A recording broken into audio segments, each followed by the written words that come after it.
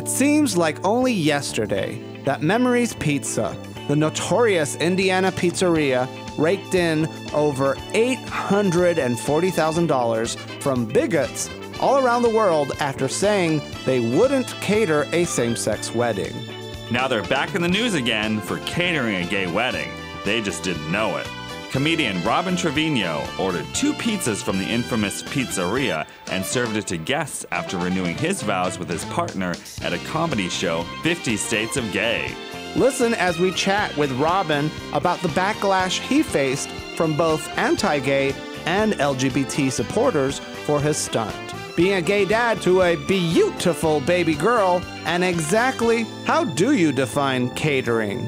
Join us for this on all the hot news. People can now finally say they only read Playboy for the articles. A University of Texas at Austin student organizes a dildo-carrying action to protest Texas' new gun laws that allow concealed weapons on college campuses.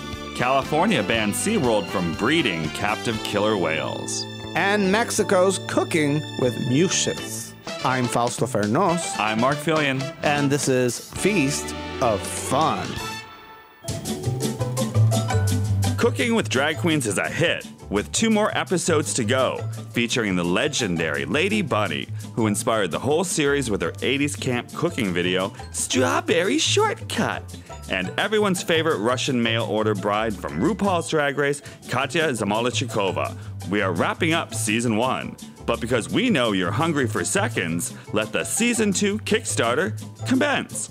Please take a moment and check out the video on our Kickstarter page, kickstarter.com/profile/feast of fun.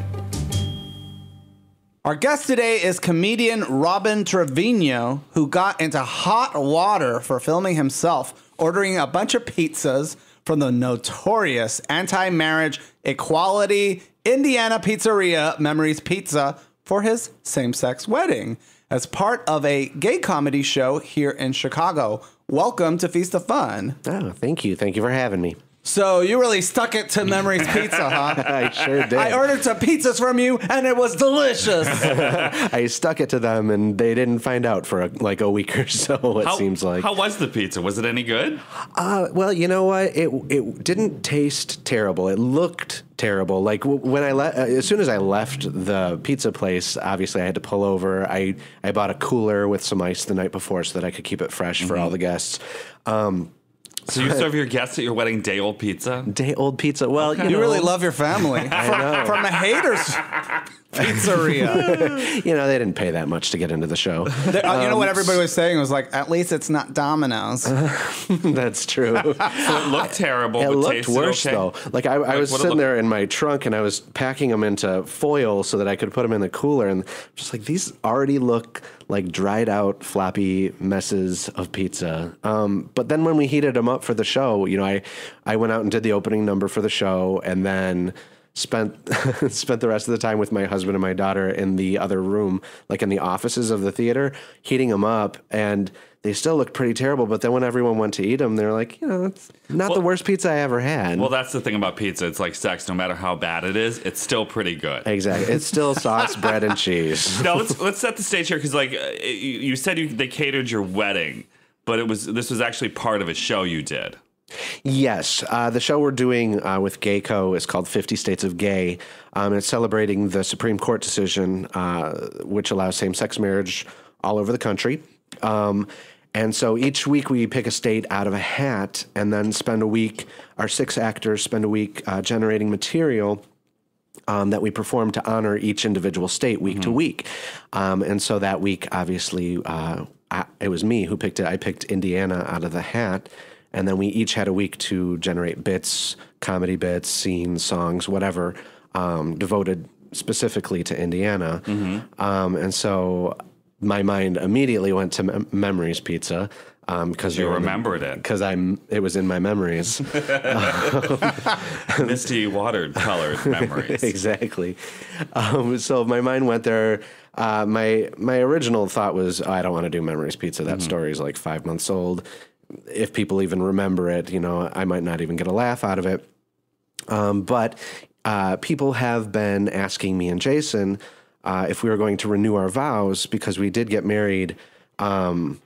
Is it illegally? Not legally? Out of the law. Outside of the law. Outside of the law. We had an outlaw wedding in 2008. 2000. Okay. In Illinois, before Illinois got gay marriage. Yeah, way before Illinois got marriage, before a lot of people got marriage in 2008.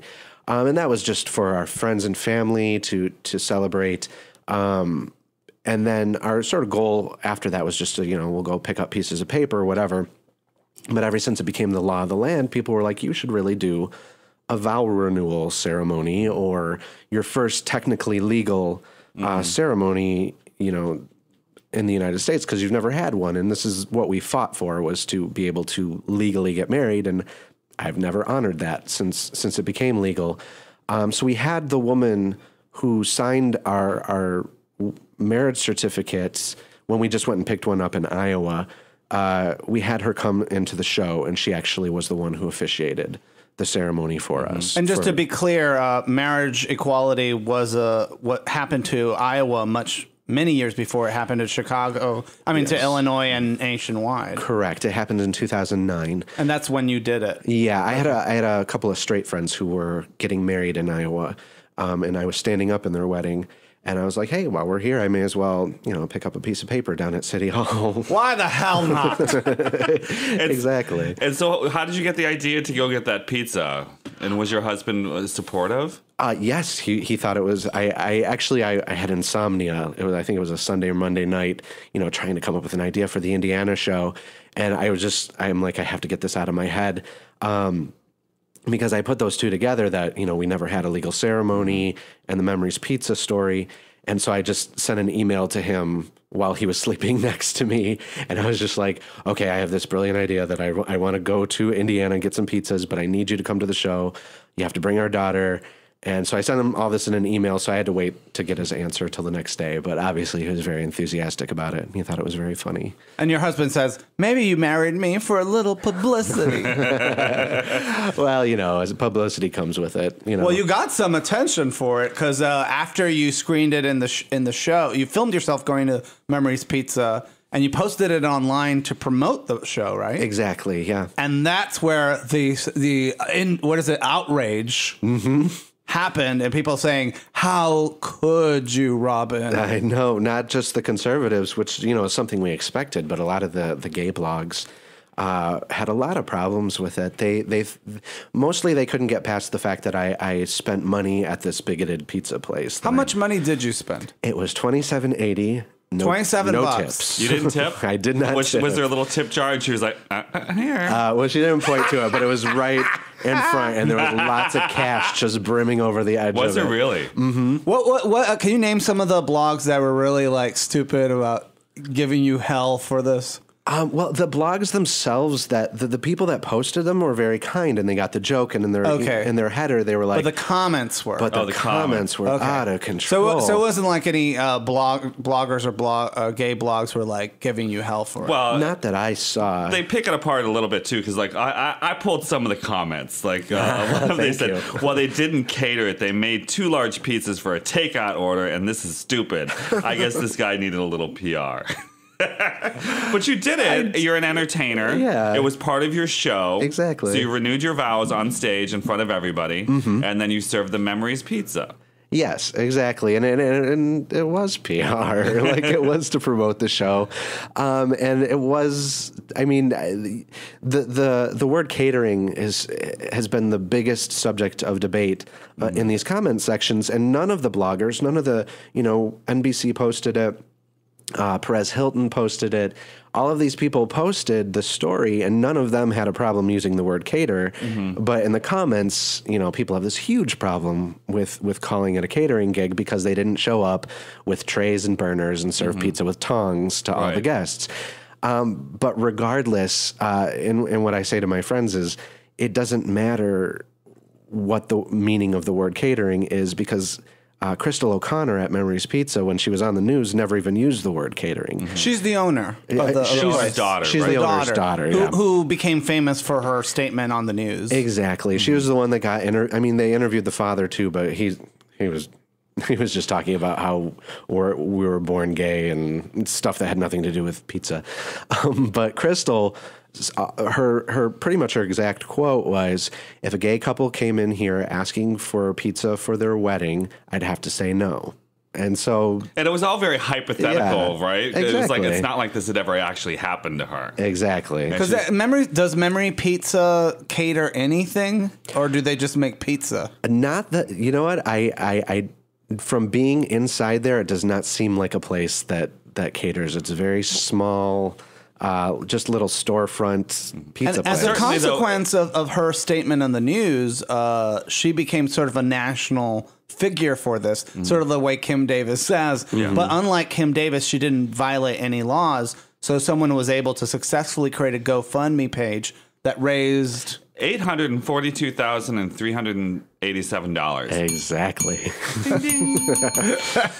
And just to remind people, Cooking with Drag Queens, the new Season 2, the next generation is only $2,000 in funding as of right now. So, you know, if people have time to give Memories Pizza some money, the haters, why don't you give some money to the lovers and visit cookingwithdragqueens.com. Is the Lady Bunny episode up yet? It's up. It's up? It's up. Okay. It's amazing. It's amazing. It's basically they're short films at this point. 45 minutes of us and the demented Lady Bunny in a kitchen, not making pizza, making vegetable stew with cactuses. And the people that had donated to the Kickstarter have already seen it. Yeah, so if you want to see the Katya episode before everybody else gets to see it, go to cookingwithdragqueens.com and just give $1. Mm-hmm. If everybody watching or listening to this just gave one miserable little dollar, we would be funded by now. I like what you told the Huffington Post. You said, I'm not going to pretend that this was not done out of spite, but this also gives them an opportunity to see my happy family sharing a beautiful moment together. Yeah. Do you think they are going to see that part of it? You know, one could only hope. 20 years ago, a lot of people had a really backwards view of same-sex marriage, and it takes seeing these things and being exposed to it. I don't think seeing one gay marriage or gay wedding ceremony is going to change their mind, but maybe if they see a couple more, maybe if someone in their family is gay, to try to bust through that wall, you have to see it first, you know? Well, isn't that like the logic there is if you watch more gay porn, then you won't be such a gay hater? I recommend it. I fully recommend that. But it feels like a lot of the guys who are actually anti-gay politicians are watching gay porn behind the scenes. Well, yeah, that's why they're so anti-gay, because they hate that they recognize that thing. Most guys they don't care about gay sex because they're focused on getting the vagine. Well, so like people who are anti-gay marriage are probably very lonely people in some regard, or she's like, I don't have any love in my life, and neither should you. Well, and when I was in that city too, I mean, you could just tell that there was no exposure. That probably anyone who's gay there is probably closeted, and that's just my guess. But I mean, there were trucks with Confederate flags on them. There was just sort of and my cell phone didn't work. In the city, I was terrified. How did you launch Grindr? I know. I wanted to see who was on. Nearest person is 25 miles away. Wait, so did you get any kind of negative backlash that actually got you concerned? Did your husband get, brought in by his managers and be like, No. Nobody got into really serious hot water. No, my husband works for a very liberal nonprofit, an educational nonprofit, and like as soon as the video started getting popular, he sent it to like all of his coworkers. We were really happy.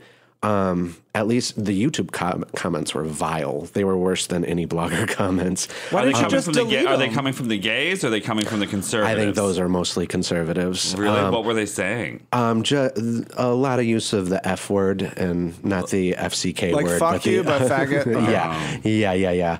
There was a lot of that. One thing that me and my husband agreed on is we were really happy, and maybe, it got censored out somehow, but nobody said anything about our daughter.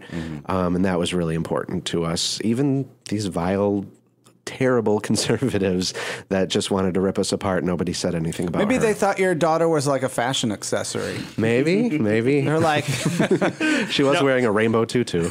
Now, Kevin O'Connor, who's the owner of the pizza parlor, told The Blaze, if they get from that we catered a wedding, I don't know how to deal with that kind of mindset. I don't know if it was to try and make us stupid or make themselves look stupid, because the reaction I've gotten is people just calling them idiots, basically. But he also said, but if they got a kick out of it, that's okay. It doesn't hurt me. And so if it doesn't hurt you, then why wouldn't you just serve, gay people pizza? Exactly. He's sweet. Well, I guess the other part, too, is I think they tried to make it like you were an individual customer who came in and ordered a pizza. It's one thing, but like I feel but that if you were going to have, like, if they were to cater your wedding, that would somehow be something different. Yeah. But I mean, Crystal even said if they came in and asked for pizzas for their wedding, we wouldn't do it. And that's what happened.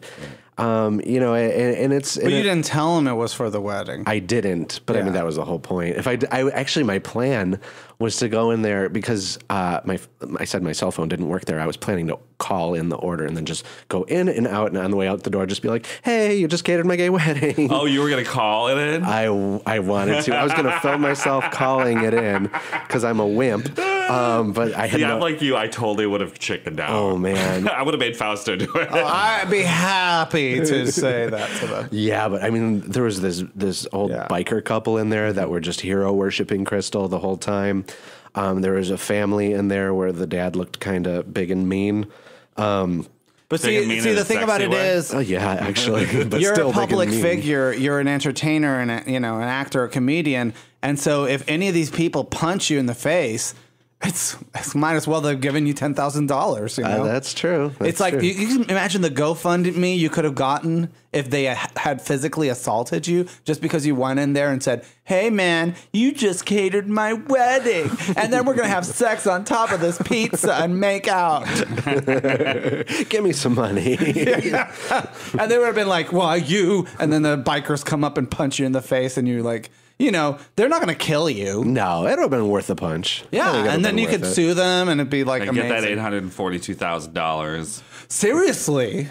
So, I'm like, oh, wait a minute. I've just got an idea. Mark and I, we haven't had our ceremony yet. So you're going to get beat up, and then we'll sue, and then we'll have a ceremony? Yeah. Oh, but I have to delete this podcast. Sorry, we wasted your time. So a lot of people, when Memories Pizza first came about, people were all like, what kind of gay person would have pizza at their wedding? And I thought to myself, it was just like, well, first of all, it's a very classist thing. An awesome person. You actually had pizza when you had your first wedding. Exactly. Well, that was my first wedding. It was a big joke because I eat like a 7-year-old. I have terrible taste buds. And also I used to work for Little Caesars. And so we just thought it would be a cute idea back then to have Little Caesars, cater our wedding, cater in quotes. Because we went and picked them up from Little Caesars and brought them, and we didn't tell them it was for a gay wedding, so I guess they didn't cater our wedding either. But yeah, and all my guests loved it, and it's drunk food. Right? You have an option when you're getting married. Do I want to serve food that nobody likes or food that everybody likes? And we chose to serve food that everybody likes. And certainly, like a lot of people, because the weddings nowadays, sometimes they can be like a day-long affair. So if you're going to have like something in the afternoon, people are still hanging out later that night. You don't want to like serve them a whole nother meal like that. You just order some pizzas and let people go to town. See, I would order like Chinese food. That's a little bit more classy. Exactly. Is it? I think so. Panda Express, man. Oh, baby. I could eat that breakfast, lunch, and dinner. So I don't know. To me, I feel like not so much gay couples are discriminated against when it comes to food for their weddings as just married couples get discriminated. Because if you notice, like bakeries will charge you double for a wedding cake than a regular old cake. And we noticed this at the grocery store. Oh, at the Jewel nearby our house now. They have like wedding cakes and all sorts of cakes, but they don't call them wedding cakes. They call them celebration cakes. Because and why is that? I'm guessing because it's like, well, you can hoard it. This cake could be for anything. It could be for, your wedding. It could be for a party or whatever. But I think also, too, they kind of want it, like if they have somebody that's working in the bakery, they don't want them to have to deal with it being like, well, it's for a gay wedding or something. But my one friend who plans weddings, she said her trick was, she had this couple come in. They said, "Well, we wanted to get a cake from this company for a wedding, but like it was really expensive." She's like, "Oh, don't worry, I'll take care of it. I'll just tell them it's for a birthday, and it's like half the price." Like when they know you're getting married and it's a wedding, they're like, "These people have cash. Let's get them the money." And my friend Michael, when he got married, I told him that story, and he said they did get a cake much cheaper because they said it was for a birthday and not a wedding. Caterers hate him. Learn how they saved thousands of dollars with this one weird trick. And that's pretty much just tell them it's for your birthday and not for a wedding. Like we went to like a Chinese banquet hall and we were like, we want to have a family reunion or a birthday, and they were like, he was looking at me with a suspicious look on his face, That's gonna be a gay wedding, and it's like that's a gay wedding, and I was like, no, it's a family get together where we exchange rings and and have performances. So what was the reception like at your show? Did people get it, or were people like, what the fuck? They did. Actually, I was surprised. I had to pare down the video a bit, but it has the line of me saying, "Do you remember a story in the news, earlier in the spring?" And everyone just started nodding before I even said Memories Pizza. Well, I'm sure they were all expecting it because it was like Indiana, right? Yeah, I mean, you'd think that. And my bit was at the end of the show, too. We did sort of build it up a little bit with pictures. There's a picture of me in front of Memories Pizza where you can't see it, but I'm holding the pizzas, and it's just a selfie of me with their awning in the background. So I think anyone who saw that, who was in the audience, probably knew that it was coming. Was it worth the 2.5-hour drive to get to Walkerton? It was. And the whole drive there, I was terrified. And then on the way out, I got stuck behind a train right away. And I was there for like an hour. Oh, really? On the way out, yeah. Why didn't you invite a friend to come along with you? Why did you do this by yourself? It just didn't occur to me. It was just going to be me doing the bit. All of the other people in the show had their own things that they were working on. These weeks have been crazy leading up to the shows. We're so busy. Because you're doing like 8 weeks, and every week you pull a state out of the hat, and the next week you do a performance based on it. Yeah, on Saturday we're doing Pennsylvania. I have no idea what I'm doing. I have no idea what And it's supposed to be like gay marriage themed, or is it just gay? Gay themed in some way. Well, hold on a second. Pennsylvania is a coal mining state. That practically writes itself. See, I haven't even gotten to coal mining And yet. Hershey is there. Hershey Highway. Come on. These jokes write themselves. One of the actors alreay called Hershey, so I can't take that one. I'm from Erie, but I'm trying to think of anything from Erie, Pennsylvania that would be funny. I was thinking of doing the Jonathan Taylor Thomas fan club having their last meeting because they've been around for like 20 years. What does that have to do with Pennsylvania? He was born in Bethlehem, Pennsylvania. Justin Bieber? Jonathan Taylor Thomas. Oh, did I say Justin Bieber? Weren't you hot for him? I'm sorry. His real name is JTT. Oh, I'm sorry. I should have just said JTT. That's the only idea. Well, Philadelphia, of course, is the city of brotherly love. Well, Robin, just be lucky that you didn't get to pick North Dakota. Yeah, exactly. Or what is the most boring, generic, bland state in the union? Delaware.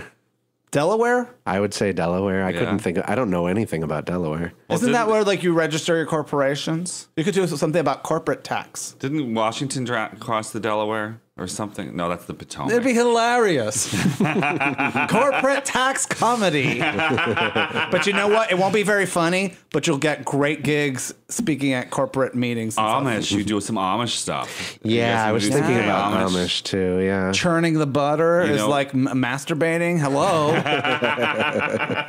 No technology means they use wood chips as lube. See, this just writes itself. It's so easy. Now, let's see. What is the hardest one? Guys, can you weigh in on this? That listeners, I know you guys are listening out there and you have opinions about this. Well, and that Brian. What is the hardest state to write gay jokes about? Weigh in the comments section. And Brian Sims, he's going to run for Congress. He's a representative there in Pennsylvania, and he's like a smoking hot bear. He's a bear supermodel. I follow him on Facebook. I know what you're talking about. Actually, weirdly, I think the hardest states to write about could be the big states. Like Texas? No, California? like New York? and California, because we already know everything about them. So, like, what new can you say? It's not something new. We want to hear the same old stupid jokes. Well, a lot of famous drag queens come out of Pittsburgh. Sharon Needles, Alaska Thunderfuck. Sharon Needles. And Sharon Needles. And Sharon Needles.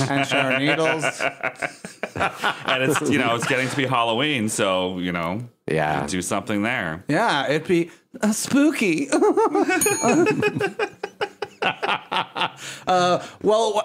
if you get, what states have you guys done so far? We've gotten a lot of southern ones. Southern states, like what states? Georgia, Alabama. You dressed as a peach for the Georgia one? I did dress as a peach for the Georgia one. Oh, that's cute. What did you dress up as Alabama? A donkey? Alabama was just on Saturday, and I did Alabama aerobics. So I like taught an aerobics because they're the You're shoehorning a joke into that.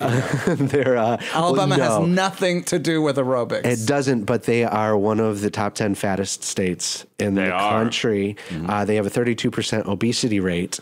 And so I thought that was it Alabama, those southern states are where's your friend? That sweet tea they drink is just. Your friend moved to your old roommate. He moved to a city that is like the least fit people in America live in. Philadelphia? Yeah, I believe that's Philadelphia's Maybe. They always according to Men's Fitness. They always come out with those kinds of lists and stuff, but listicles, but I don't know. So you did aerobics in Alabama. You dressed up as a peach for Georgia. You dressed up as a dildo for Florida. Of course. No, we haven't had Florida yet, but we got our fingers crossed. Maybe you get Texas because dildos are all the rage in Texas these days. Hold on. Before you move it to that news item, here's a little secret for those comedy shows. Just cheat and stuff the name of the state that you want to do into the hat. No one's going to know any different. Yeah, we've been thinking about that because we haven't gotten anything west of the Mississippi pretty much. Yeah. And we've already done like 5 shows, 6 shows. Just say like if you guys like I have great material about Kentucky. Then shove 10 pieces of paper with Kentucky into just a be hat. like, it says Oregon. Like, Everyone's like, oh. Lesbians in Birkenstock. Oh. Washington State. Oh. Why do I get the boring I got lots of pot jokes we could do. Okay, so in Texas, we got to talk about this because I love the University of Texas at Austin. It's my alma mater. One of the greatest schools in the world. Everybody says Austin is an amazing city, home of the International Drag Festival. Unfortunately, it's in Texas. And recently, the governor just passed a law allowing people to carry concealed weapons, guns, to schools and universities. Good. And what could go wrong? And University of Texas is one of the most famous mass shootings ever. What was it, 1969? Or 69 is in the 60s. In the 60s, late 60s, maybe 67, 68, 69. Somebody went up into the tower with a rifle and was just pegging off students. And he killed a bunch of people. And my mom was going to school at the time, but she wasn't, And so she was skipping class that day, which saved her life. So next time you skip class and someone gives you hell, just tell them, hey, maybe I might miss a mass shooting. Just think about it this way. So somebody's protesting. Yes, Jessica Jin, she's a student at the University of Texas. She's also a violinist, and she's starting a protest by having people carry dildos on campus. And she's gotten quite a response. Oh, she's gotten quite a response. And so now actually she's looking for a sponsor for it because she goes, I know that quality dildos, especially super large ones, can be a little pricey. If we can gather enough willing participants, I will personally take it upon myself to put in the time and legal legwork to find a dildo supplier sponsorship. Now, be aware that students can carry guns on the University of Texas at Austin campus.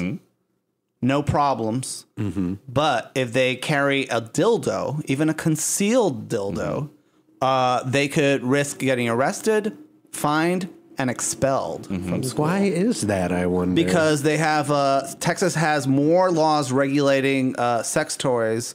And Are those still on the books, those sex toys? I believe that there's still some laws on the books. And University of Texas doesn't want kids carrying around dildos where everybody can look at them. Like their sex shops, you couldn't actually call it a dildo. You had to call it something else back in the day. Wasn't it like I forget, like some kind of medical aid?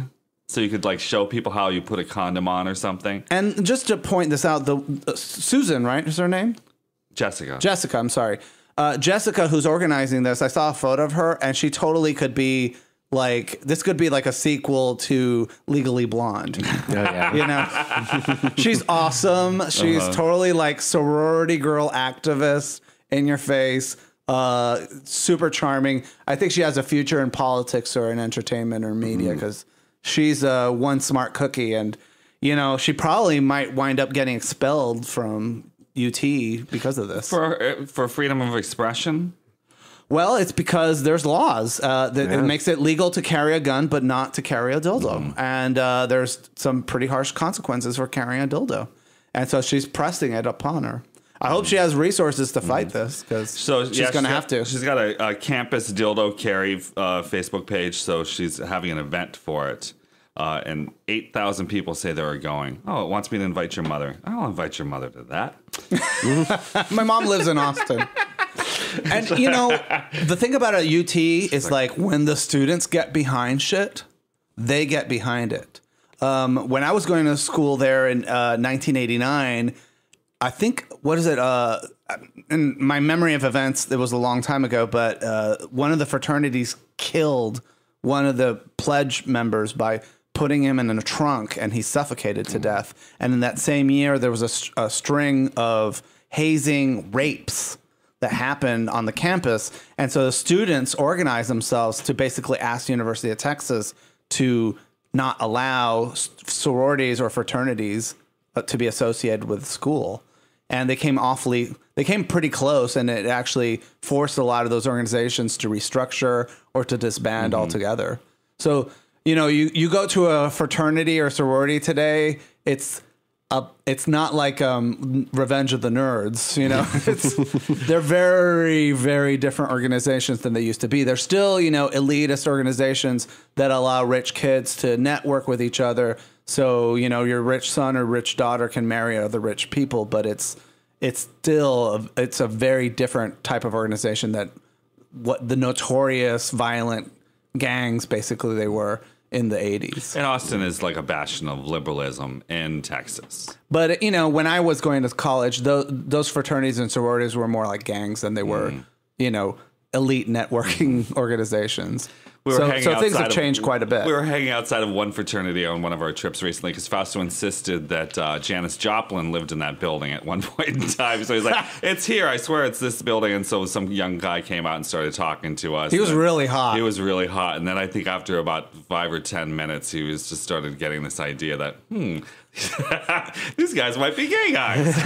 There's history. I'm learning history here, but at the same time, my dick is getting hard. And Fausto wanted to, but he wouldn't take us into the building. I was like, can you give me a tour inside? Because I used to live across the street from this fraternity, and it's so cute. It's like a 6 apartment fraternity. It's a tiny little fraternity, and they totally, you know, these fraternities are swimming in money, so like they're super nicely decorated. And imagine if, like, you know, your condo had a cafeteria and a full-time chef and full-time staff to, like, wait on you.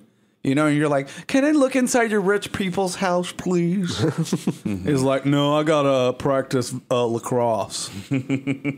So congratulations to the dildo protesters, and hopefully I'm not sure exactly what they'll do, but I believe that the city of Austin has some ordinances that do require people to not to either reveal that they have a concealed weapon or not allow them in certain. Well, yeah, and certainly if you're businesses, a private business, you can have a sign on your door that says no concealed weapons. You know, you're right as a business owner to not have that, but you know, how would you know if they're hiding it? Well, it's scary because some of the Starbucks down in Austin, Texas, do have these big signs like "Don't bring your guns in here," and you're like, "Oh God, I just wanted a latte."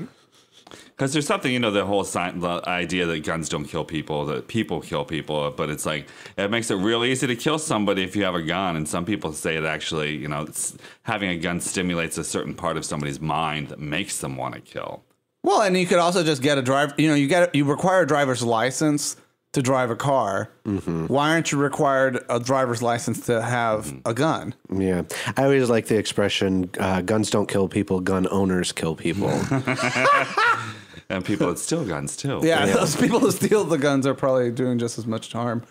Now, you're a dad. Yes, I am. And your daughter is 1 year old. Yes, she's 17 months, so like 1.5 years old. What do you guys like? What's your day-to-day routine like?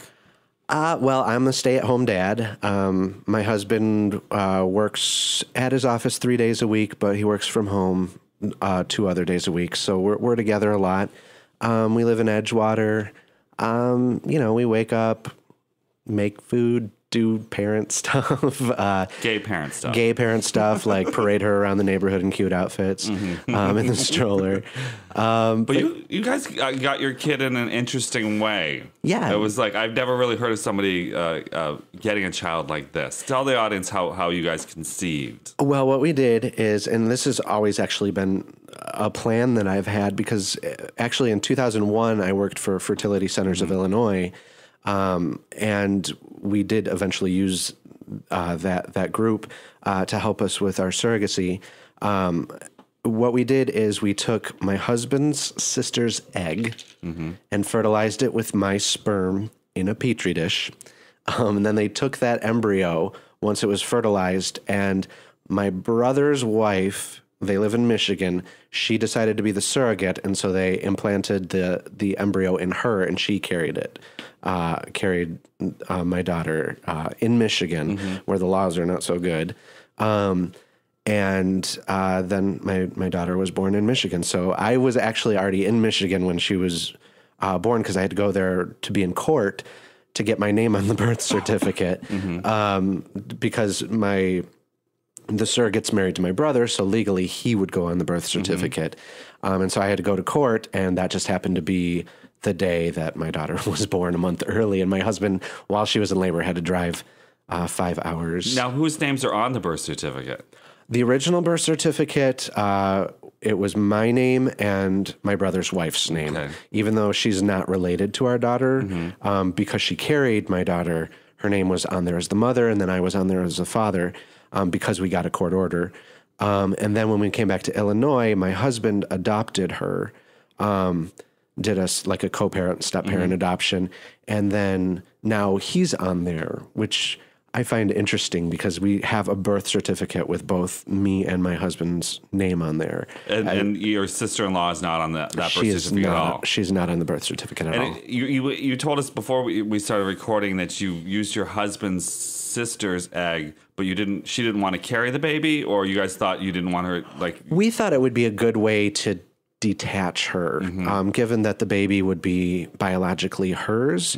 To add her carrying the baby on top of it, we thought it would be a little too much for her, even though she's a real strong, mentally strong-willed person. We just didn't want to put her through that hormonally too, because, our surrogate even was very cool about it, but towards the end there, you start to get these maternal hormones, and then when we take the baby away, she even throughout the pregnancy, she's just like, I'm just quality control. I'm just here to make sure the baby's healthy. I have my own son. There's no attachment, but once the baby's born, the way she put it to us is she had to start painting every room in her house, because she needed to sort of channel those maternal hormones into something. Oh, that's so sweet. Wow, that's emotionally intense. Yeah. How do they all relate to the kid now? Great. Actually, she was just here this weekend visiting us. And, they're really good around her. She has her own son. The surrogate has her own son. I call her son my daughter's womb mate, because they shared the same womb. But yeah, they're very honest about their feelings anytime they have any sort of this feels weird, they tell us. So that's what makes us feel really good, because there aren't a lot of those feelings or moments. But yeah, I mean, she calls her niece, and it's her Aunt Stacy and her Aunt Katie. And how does your sister-in-law deal with the niece? Because your sister-in-law doesn't want kids. Yeah, she at least right now. Okay. But it's the furthest thing from her mind is having kids, and I think that's really helpful in the reducing the amount of attachment she feels to my daughter. But they're great together.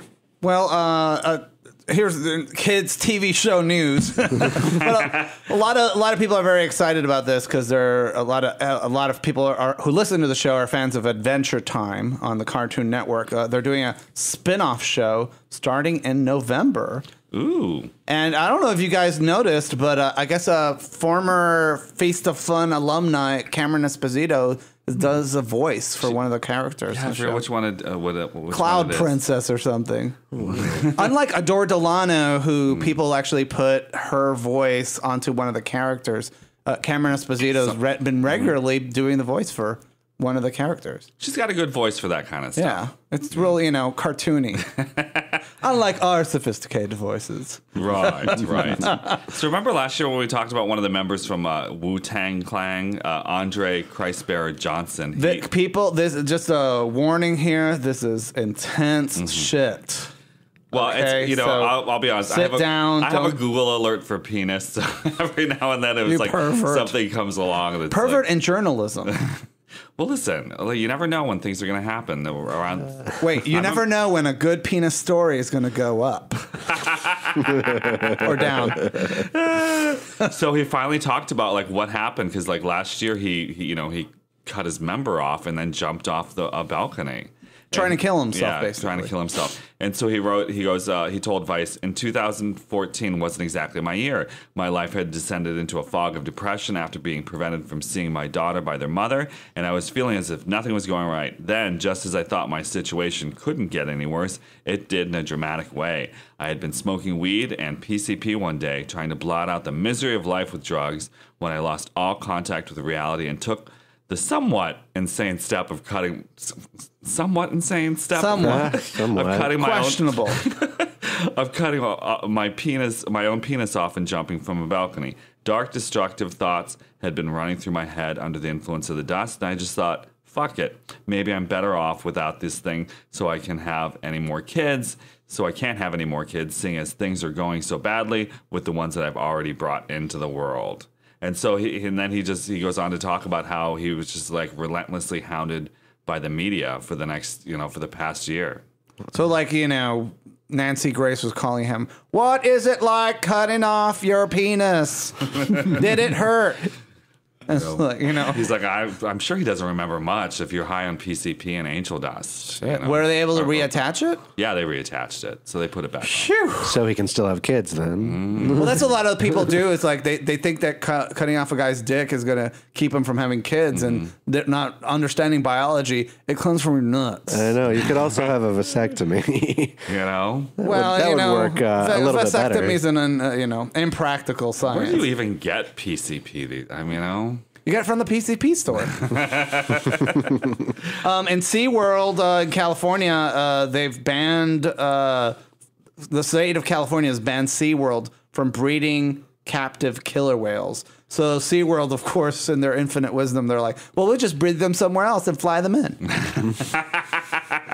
They're I don't know, as a parent, would you take your daughter to see killer whales in captivity? I mean, it's now knowing that how these whales lead these miserable lives. No, not at all. I wouldn't even consider it.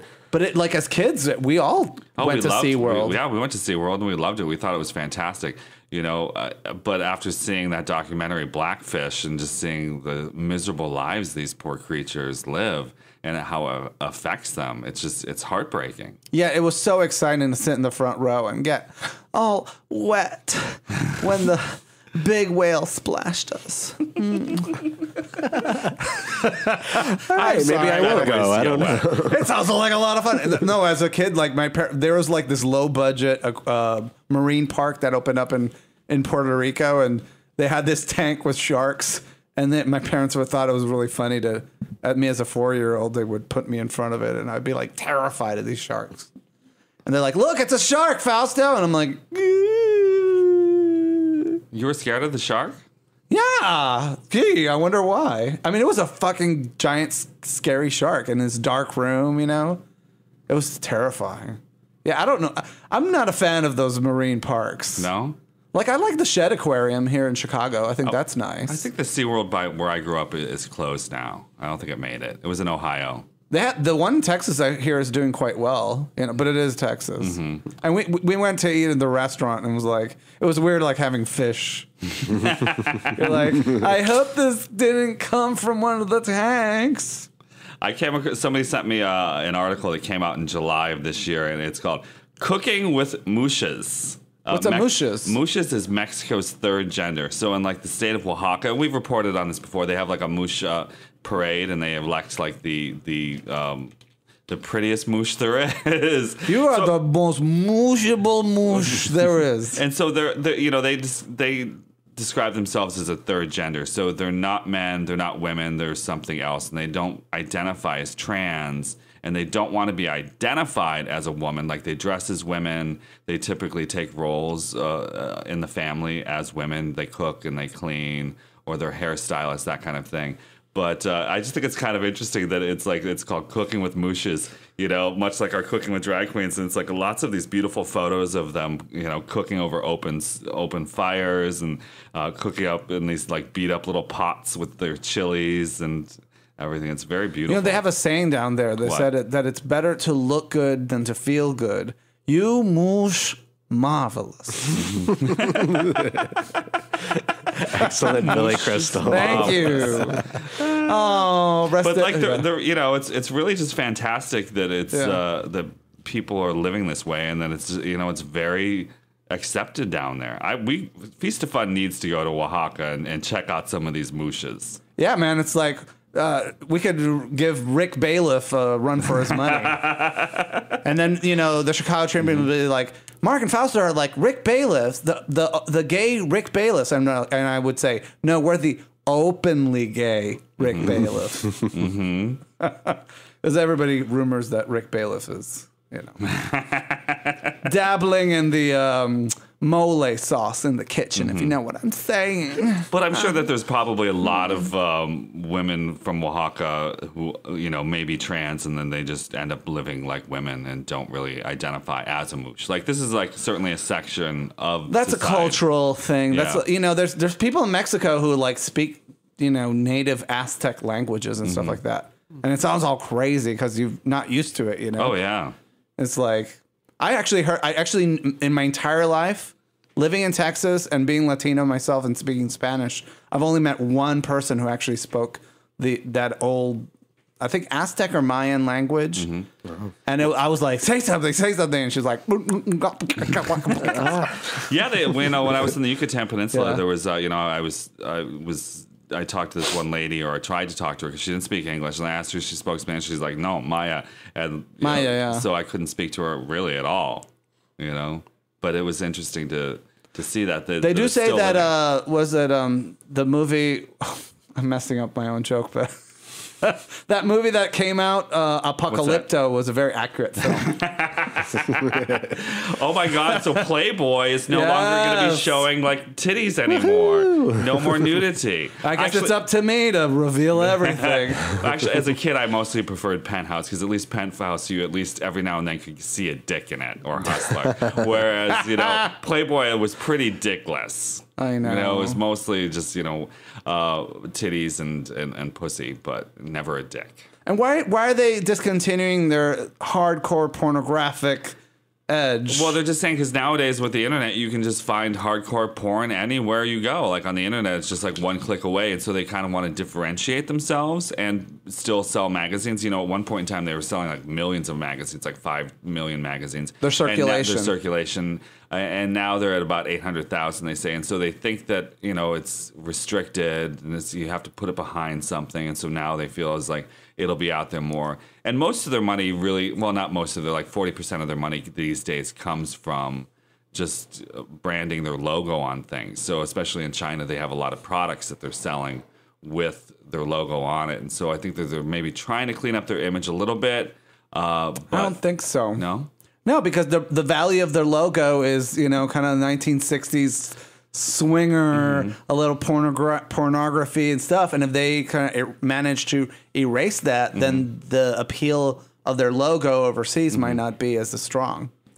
Well, I think I saw that their website started to do better after they removed the naked pictures, and so they're applying the same thing to the magazine now. Because now you can have it in more places, and more, everyone who said that they just read it for the articles, now it's time to, And they did have good articles. A lot of very smart people wrote for them. Gore Vidal wrote for them. Many people just would write an article. Shel Silverstein, with the Giving Tree. Have you read that to your daughter yet? Not yet. No. When you finish reading the Giving Tree, tell her the Giving Tree was a chump. If you think about it, right? Yeah.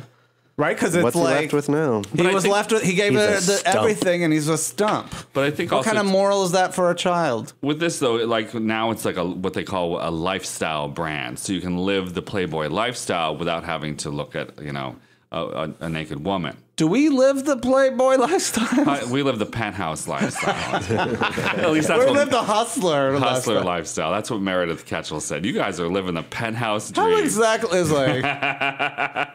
But one interesting story that I heard is that Hugh Hefner liked a specific color of nipple. And so he did. And so when the women would come in, they'd get the photograph. They'd get photoshopped before there was digital photography or whatever. And he would have them change the color of the women's nipples so it matched the specific color. Now I don't know if he did. I'm sure he didn't do it for African American, but most white women, it was the nipple must be this color. Yeah, I had a friend of mine. It might also, because of the way things were printed back in the day, it may have also been this is what reads best under these kinds of conditions. Well, I had a friend of mine, and she was of Asian and Indian heritage, and she had the wildest nipples because she's also a performance artist, So she'd be naked all the time. Yeah. And she just had these nipples that looked like something from another planet or something. What'd they look like? They were 4-inch diameter areolas, and then we call them doorknobs because they were the actual nipple was about the size of a gumball. It was, and she had a baby, and she breastfed that kid out. I don't know how that kid got its mouth around her tits. I'm sure it couldn't have been that big. It could have fit. It was pretty big, and she was a small woman, Well, that probably helped with the sucking. I guess it was more to suck on, honey. Hugh Hefner says that he had gay sex. He said he had gay sex once and just to try it out, and he didn't really particularly enjoy it. So you know who also has been talking about the gay sex is Yoko Ono with regards to John Lennon. She said in an interview that she didn't think that John Lennon had sex with Brian Epstein or Paul McCartney or anybody. Because you heard a rumor he had sex with Paul McCartney?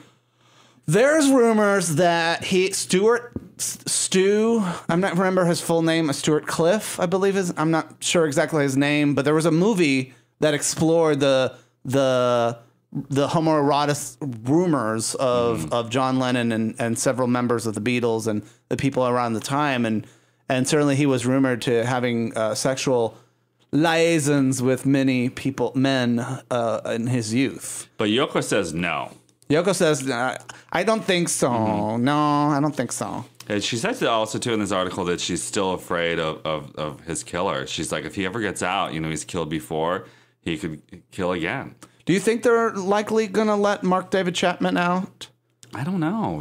She's every time he goes up for parole, she sends a letter saying, please she don't shows let him up. out. Does she show? She's not just sending a letter. She shows up. But she said it's made her very cautious about her own personal safety. I would imagine so, If you're a big name and people are obsessed, I'm imagining like Madonna, Lady Gaga, God forbid something awful happened to them. But I'm sure that they're very careful with how they expose themselves. Now, Yoko has an art installation that's going to be here, a permanent art installation. I guess her first in the United States is going to be put down in Jackson Park here in Chicago.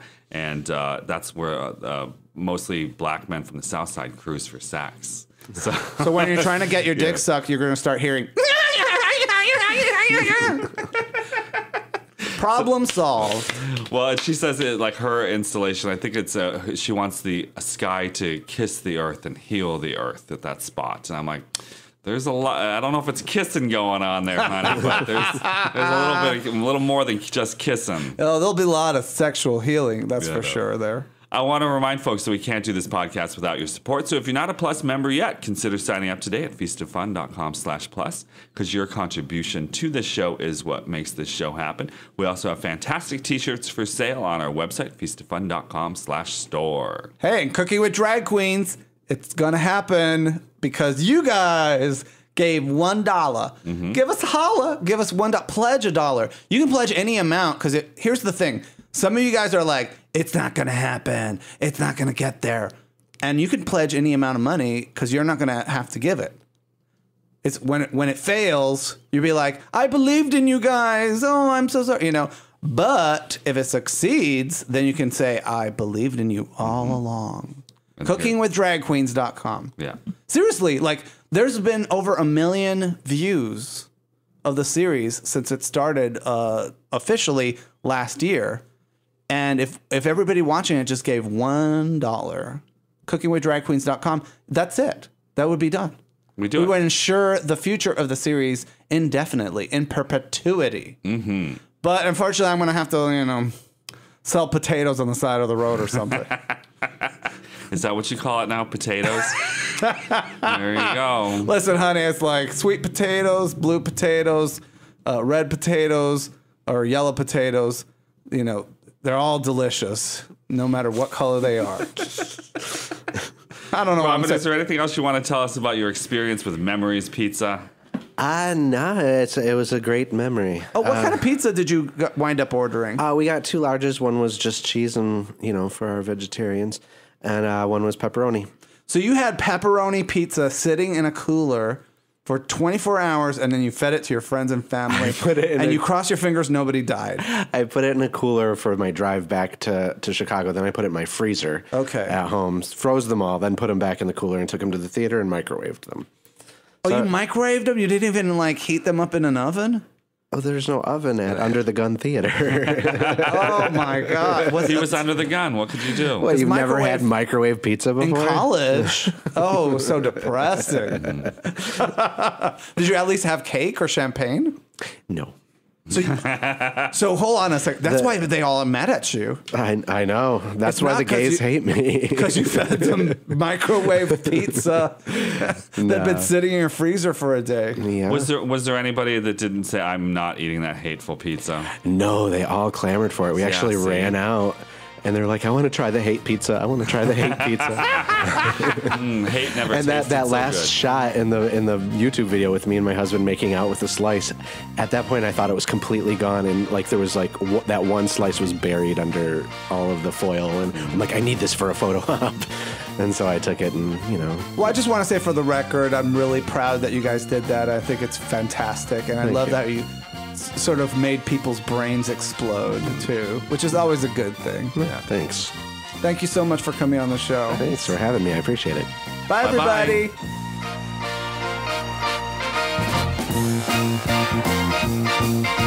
Bye-bye.